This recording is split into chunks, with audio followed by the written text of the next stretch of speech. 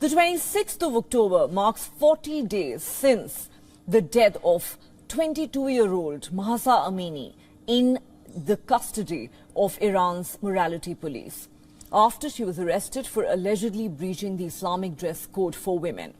The day marks the completion of the official mourning period. For over a month now, protests have been raging across Iran, even in schools and colleges.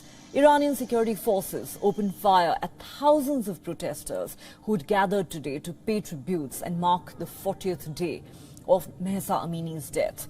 In her hometown of Saqqez, authorities blocked internet access. They say it is for security reasons.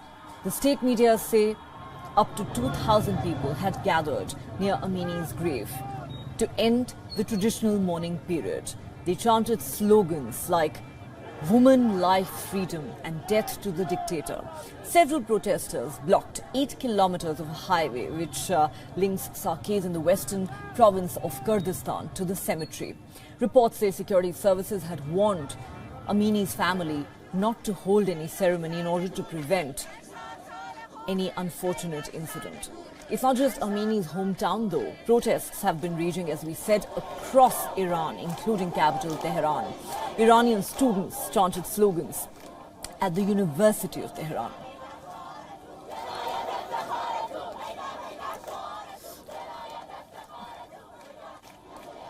Protests have also been taking place in Mashhad and Ahvaz. Students have played a major role in these protests as several universities called for a strike. Schoolgirls have been protesting in classrooms and playgrounds by waving their scarves, even cutting their hair. Meanwhile, Iran's judiciary has pressed charges against 300 people involved in these protests following Mahsa Amini's death. This brings the total count of indictments to more than 1,000.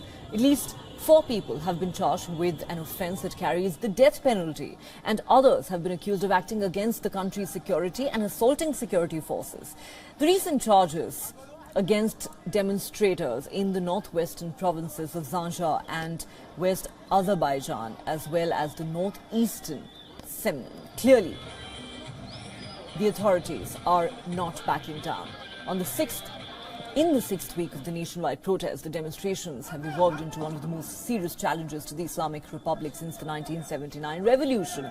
Rights groups say more than 230 protesters, including close to 30 children, have been killed in the violent crackdown by the security forces across Iran.